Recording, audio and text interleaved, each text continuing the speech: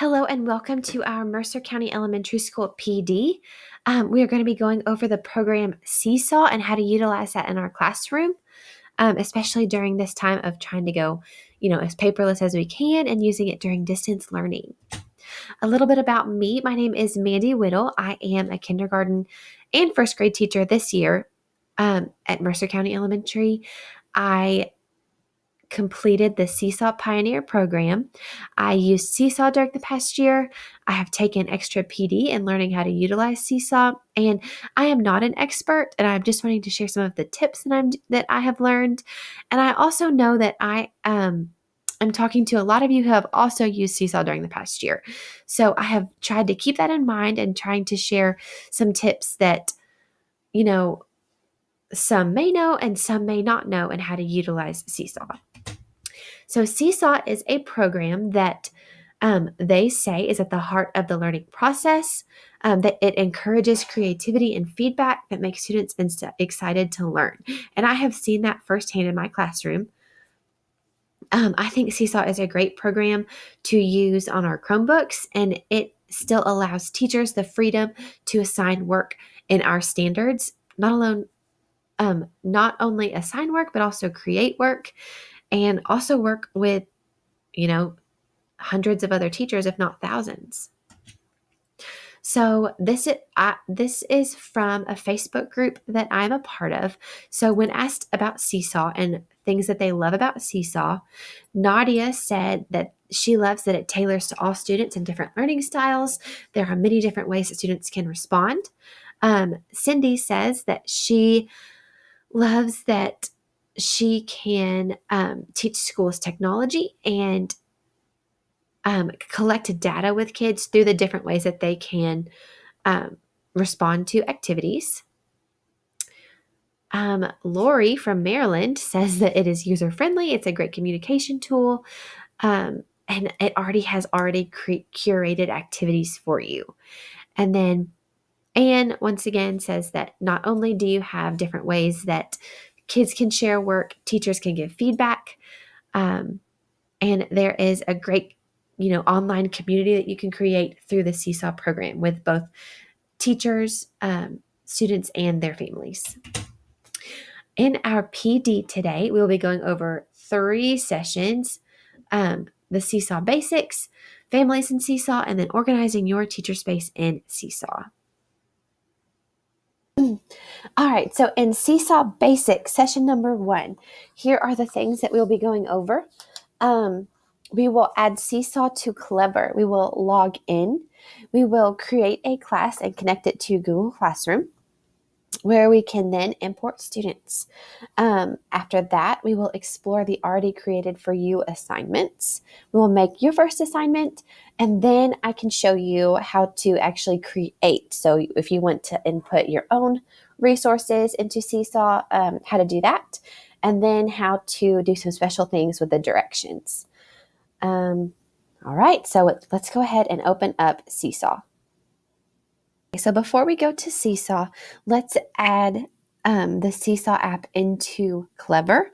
So I'm going to do that by adding a link, in which here is the link that you can do, and then an icon. I'm actually going to upload because I kind of like the students to see the Seesaw logo.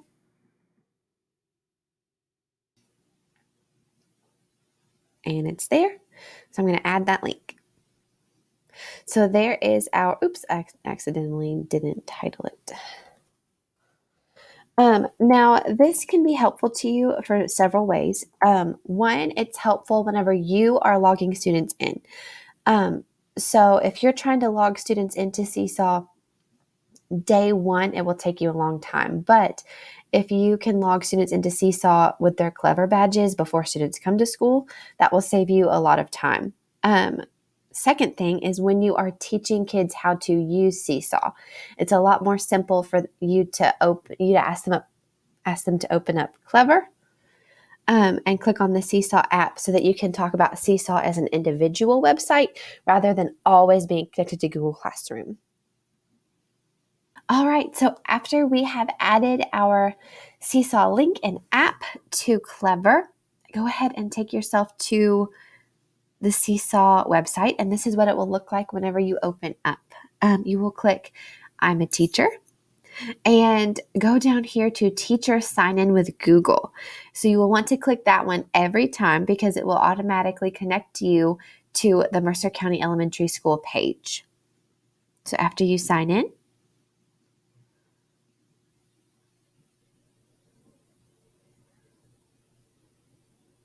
these are my already curated classes, but in order to create a new class, you can click on your name and then create new class. Now here's where it's important. In order to be able to import from Google Classroom, in order to have all your students, all your classes in from Google Classroom, make sure you click on this. Okay, so I'm going to do that. And then I actually do have another class that I want to import. I have a separate Google Classroom for my guided reading students, so I'm going to import that class. And here it is. And look, my students are already imported over here. Let's go ahead and let's go over some of the different settings in Seesaw. So you already have your class name. If you have another teacher that you would like to be able to contribute to your classroom, you can add them here. And you can just add them by their Google address, and it will send them an invitation to be a part of your class. You can choose different colors. I like the blue and green. Different icon, but right here, this is important. So because you imported your class with Google Classroom, it should automatically choose email Google here. But if it did not, you want to click on that because that is how students will be able to log in through Seesaw, through Clever, by clicking log in with their Google. If you have it by class code or class devices, you will have to go through and help each student put in the correct class code and such. But if you have it by email Google, students will be able to just kind of press the same button we did with where it said teacher login with Google, they'll have a student login with Google. Right here is another important one. So right now it has turned on that students can see each other's work. Based on your preference, I normally turn this off because I don't have a lot of extra time for students to be kind of maneuvering through other students' work. And I don't really want them to get distracted with that. So I normally turn that off, but there are many advantages for students to be able to see each other's work. So for example, if you have a student that needs a little bit of extra help, or if you have a student that has extra time and you want them to go through and look and see if they can help anyone with their work. In addition, I think it's helpful sometimes for students to be able to just kind of have that class community and look through each other's work. But I do normally turn that off. Right here, new items require approval. So every single time that a student turns something into you, do you want to have to approve it before students can see each other's work? That is where you turn that off. Now, I normally leave that turned on just because I do like looking through their work before it is automatically approved. Down here, we'll go through this in our third section, but we will enable that family access, and then there's just some different things. In addition, if you ever get a new student that is through Infinite Campus through Google, you can just go down here to import from Google Classroom. So those are kind of the basics of the most important settings. All right, so far we have added Seesaw to Clever. We have logged in, created a class, and imported our Google Classroom, and imported our students. So we've made a lot of progress so far. But let's go ahead and explore some of those activities. So right now, I was looking at the journal. Here is where all my students are. But now I want to move to activities. So activities, we're going to browse activity library. Another way to get here is through add and you can assign activity, in which it will take you to Browsing Activity Library 2. So let's click on that. And right here, we're in the community section. This means all Seesaw users for first grade and all subjects right now. So I just think it's kind of interesting sometimes to go down here and look at what is the most popular this week. It's interesting because we just talked about graphing, and sometimes there are social emotional activities down here that I think are neat.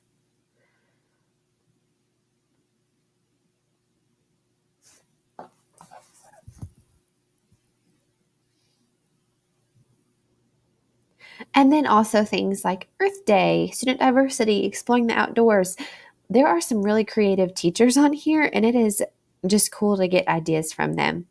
But for the purpose of my guided reading classroom, I know that I have some students that, not yellow, I don't know why I just typed that in. Let's say they might need some more help with the letter Y. Whoops, not Y slash. So here are some different things that I can help them with. So if they needed help with letter recognition, actually recognizing the letter Y, I could do something like that. If they need help with with the letter sound Y, which is kind of what I think they do need help with right now, I could click on the alphabet mat. That looks like fun too. There are lots of different options. Ooh, this looks nice. Letter sound W and Y sort. So this is actually specifically what my students need help with, is because sometimes when I ask for the letter Y, they say W, because that's what they think that they hear, the letter Y. So if I want to assign this to students, I'm going to click Assign. But you know what? Not every single one of my students in this class needs it. So I want to click Edit Students. I could click, if I wanted to assign it, I could go back and I could click on the entire class. But I'm only going to choose the students that I think need a little bit of extra help with the letter Y. Now, for this PD purpose, these are not the students. These are just, the ones that I'm choosing. So I'm going to click Submit. And then as you can see, it's only going to assign it to 3 students in this class. Assign to 1 class. Okay, now we can go back and we can view activity, or we can hit the X button and keep exploring. So that's a situation on how to assign to only a few students. A little bit easier is how to assign to all of our students. So let's say as a class, we are working on summarizing. I'm going to go ahead and look at some different things. Oh, love that book. Let's see if we can find an activity that might help with summarizing. Let me see. Let's click on this one and just see what happens. So students will listen to this story. I could tell that they're going to do that. And click on the T tool to retell the story. So students can have help. They can either type into this, I think, or the teacher said that they can record themselves talking about it, which is neat. So if I wanted to assign this one, I will click on Assign, and then I would just click on Guided Reading and assign to that class. Now, let's go ahead and go back to our Seesaw classroom where we can see. So here is the activity that I assigned to every single student. And here is the activity that I only assigned to 3 students. Here is where they will be. Something interesting and helpful is that if you click on the green Add Response button, you can add response as a sample student. So if you wanted to pull an activity up that the whole class kind of needs some extra help on, so for intervention or something like that, or reteaching or anything like that, you can add as a sample student.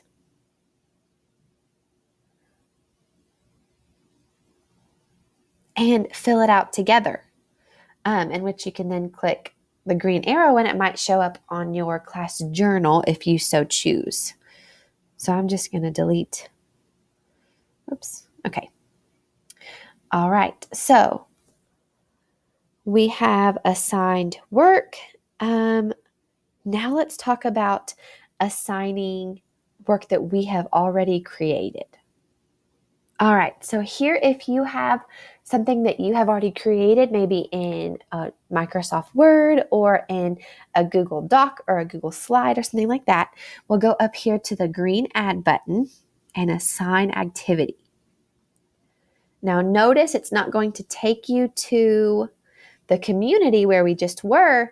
It's going to take you to your own personal library. Here you will click Create New. This is how you can create an activity in Seesaw. I am going to name this Eureka Quick Check. We can see I already have it in there too. The first thing I like to do is go down here to this Add Template for Student Responses. If you click on that, it will take you to your different options for uploading what you want the students to work on.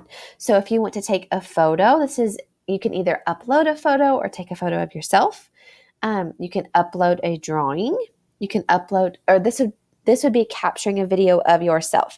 If you wanted to upload a YouTube link, you would go down here to link or note. But right now I am going to upload a file from my Google Drive. So it gives you two options, or actually three options. You can drag and drop, you can upload for your computer, or you can select from Google Drive. For this purpose, I'm going to select from Google Drive.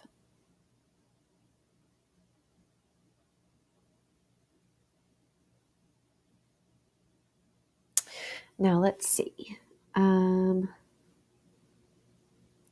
one of the Eureka Quick Checks that we created will be in my slides somewhere. So let me see if I can go find it. All right, here we are. So I will click on this one and I will click Select. Okay.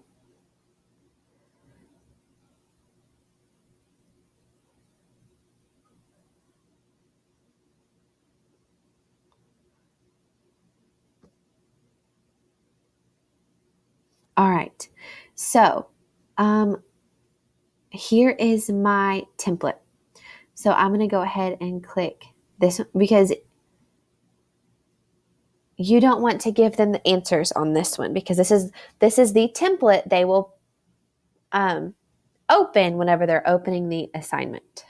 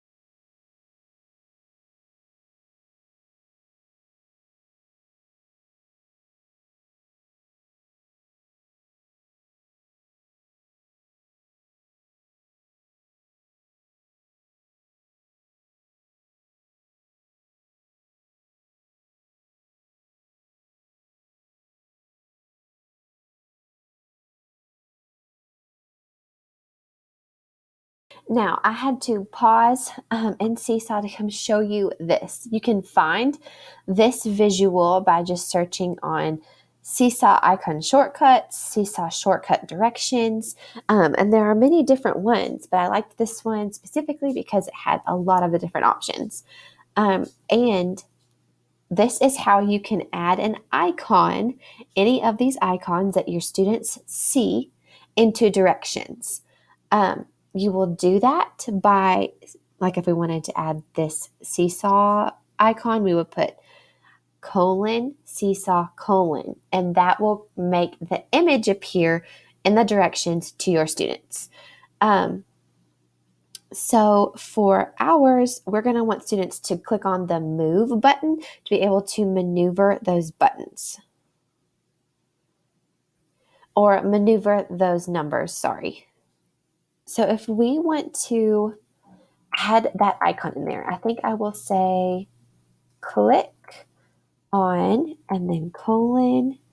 It was move, right? And then colon. Oops.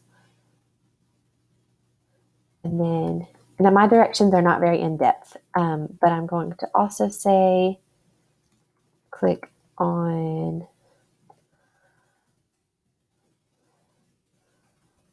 check when finished.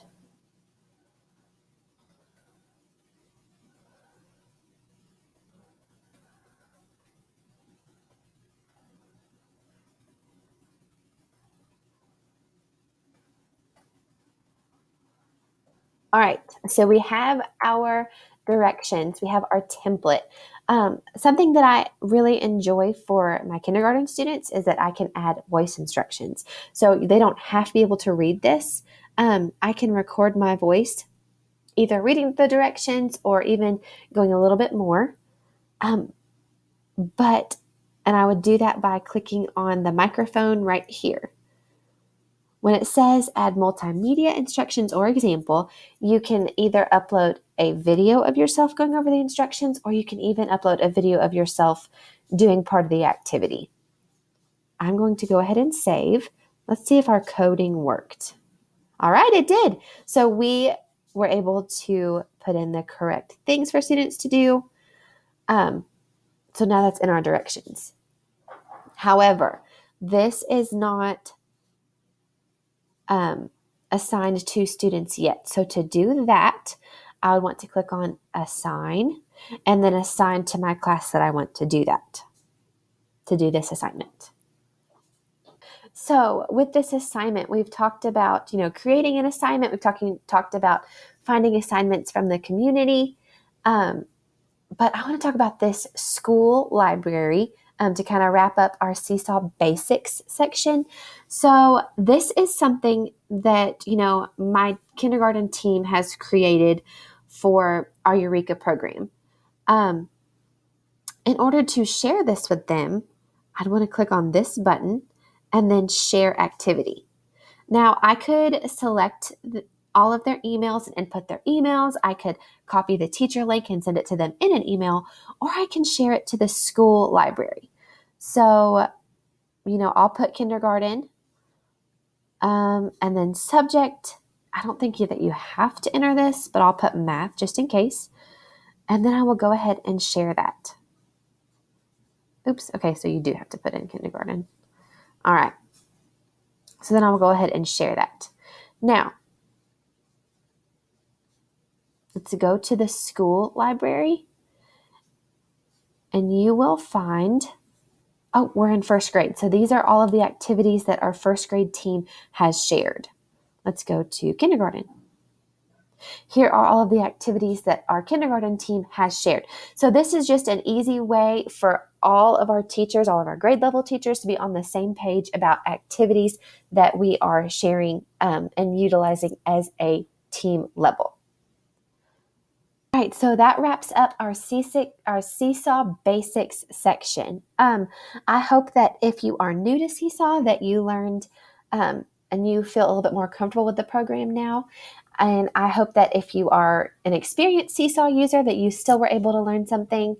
But let's go ahead and let's move on to Seesaw from a student's perspective.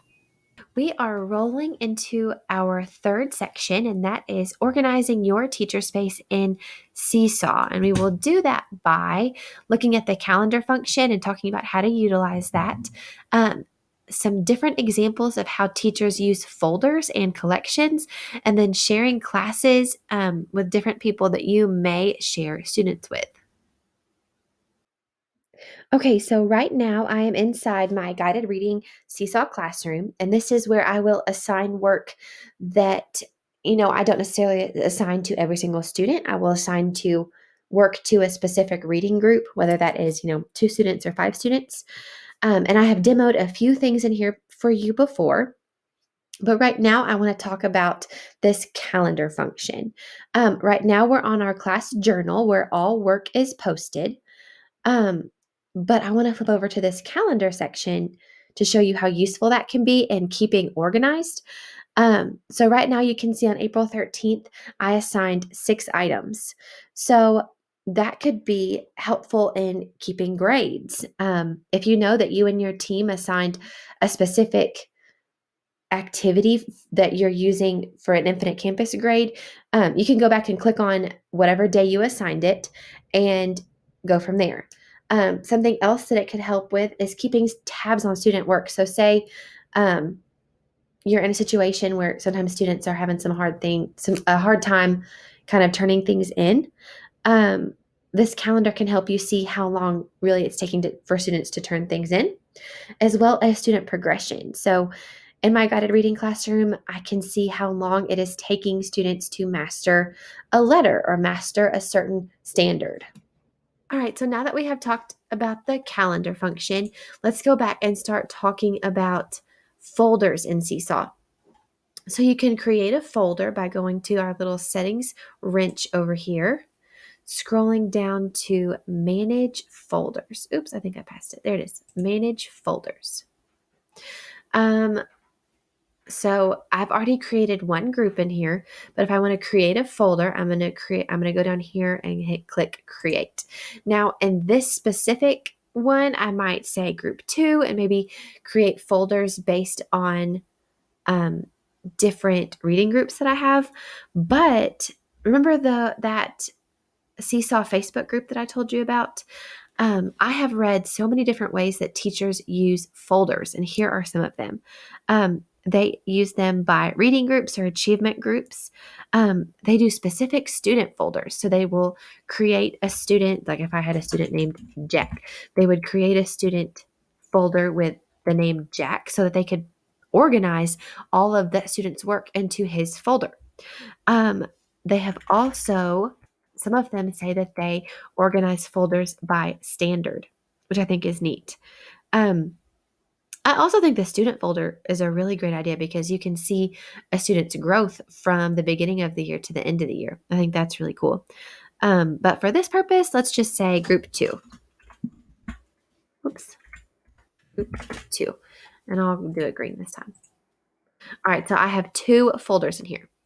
Now, the first thing I can do is organize the student's work into a folder if I wanted to. So I would say edit folders and then put it into one of these folders. Let's put her in group 1 for now. So that student's work has been moved folders. Let's talk about adding other teachers to our classes. So when I say classes, I mean over here you see that I have guided reading, first grade class, and kindergarten class. Right now I'm in the guided reading classroom. If I wanted to invite another teacher to this guided reading classroom, I would scroll down to manage teachers and enter their email address. This teacher would only be able to see this class. They would not be able to see my kindergarten specific classroom or my first grade specific classroom. However, something that we should know about this is that once you invite a teacher, they see all students. There's no way right now to share one student with another teacher. In addition, there is no way to only share 1 or 2 folders. So if we have this class and we invite um, a specials teacher and we create a folder labeled art or music, there's no way that teacher would only see the art or music folder. They would see all work from this classroom. All right, so I think that folders can help you become organized with student work, but let's also talk about how to organize activities, save them for later, that kind of thing. So let's go to My Library.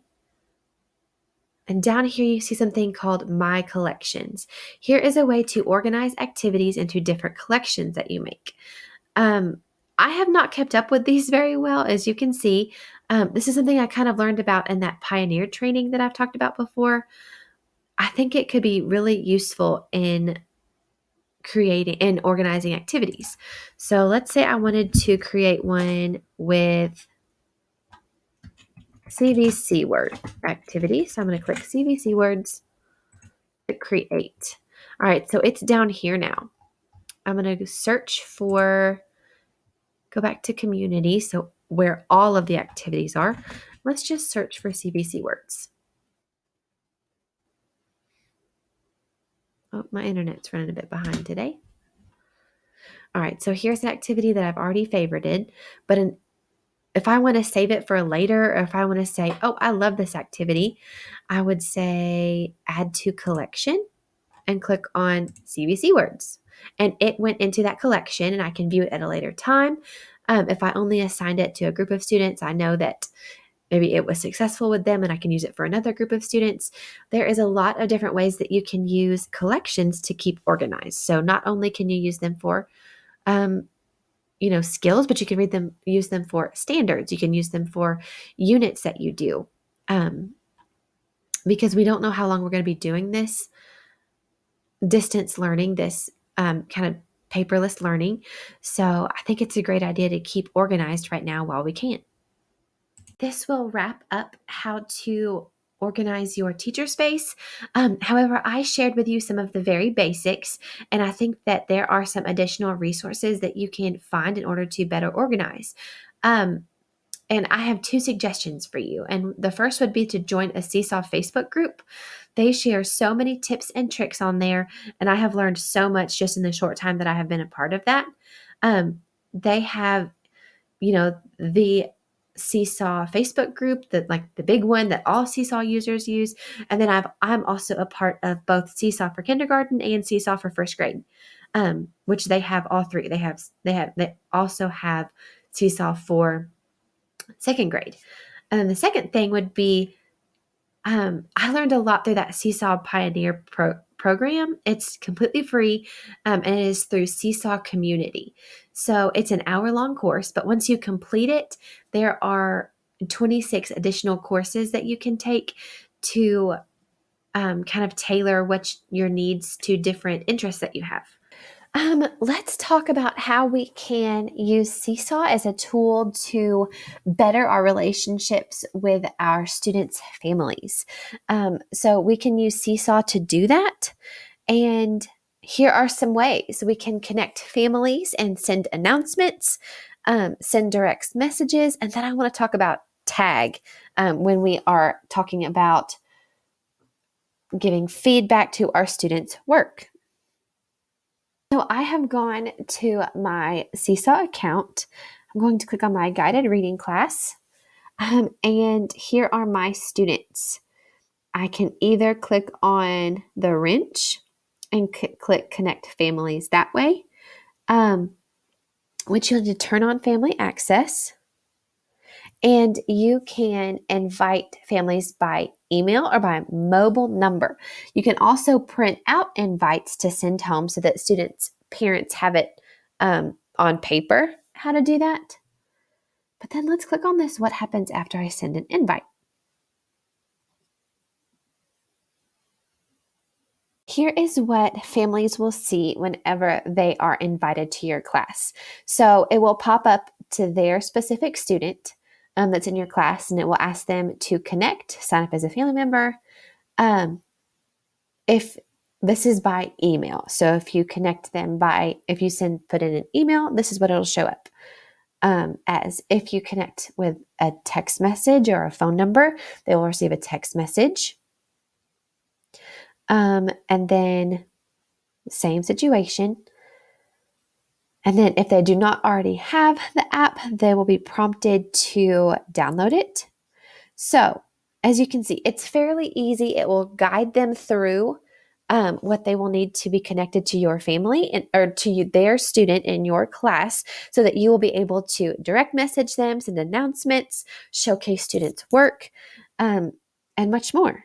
A quick note about our parents or our families that might have a different native language is that Seesaw will translate into over 55 different languages, but here's the catch is that the C translation button that you can see right here does not show up unless the device is set up in a language that we do not comment. But this means that our families with students who have a different native language, if they post something in that language, we can even see the translation. And in addition, they can see a translation for our invites, for our announcements, for our comments that we put on student work. Families have an option if English is not their first language, families have an option to read it in their native language. Coming back to our class in Seesaw, let's talk about how you can send an announcement. An announcement means that you have something that you want all parents or all families to know about, to know what's going on. So you can, if you click the little green add button, you can post student work, you can assign an activity, or you can send an announcement. Let's click on send announcement. When you have the drop down, now I do not have family members currently connected to my Seesaw class, but you can send to all students, all family members, or all students and family members. I'm going to click on all family members. And then let's say,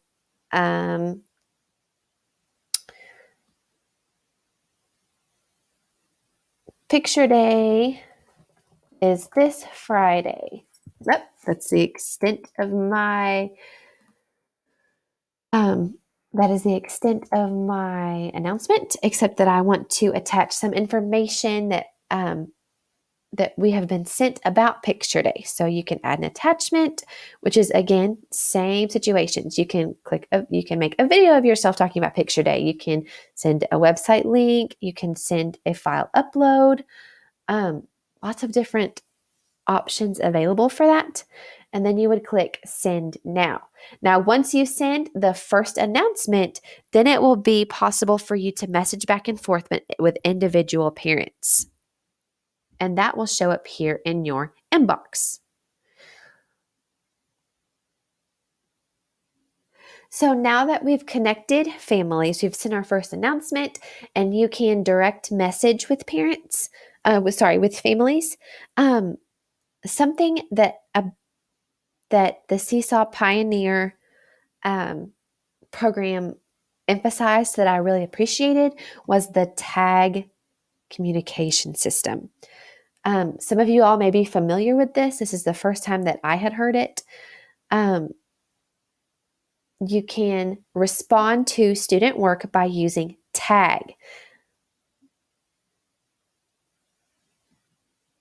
Seesaw as a program gives a lot of opportunity for feedback.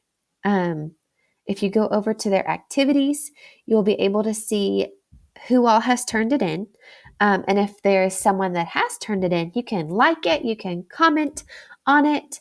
But Seesaw emphasized this tag system so that you can give valuable feedback. Because in reality, if you like a student's post, what does that tell them about their work? It tells them that you like it.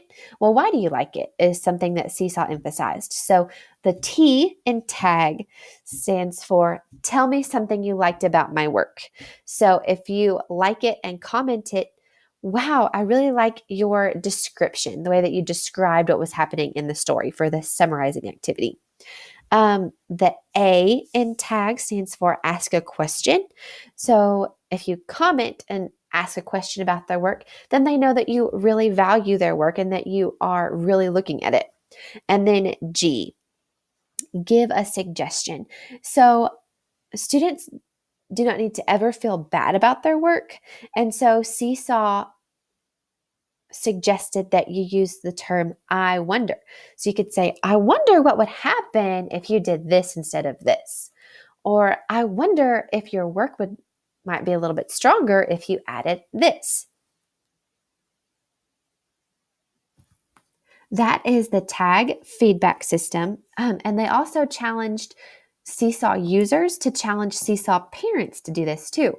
So when students send something in their journal, if they turn something into their journal, their parents will get notification that they have turned something in.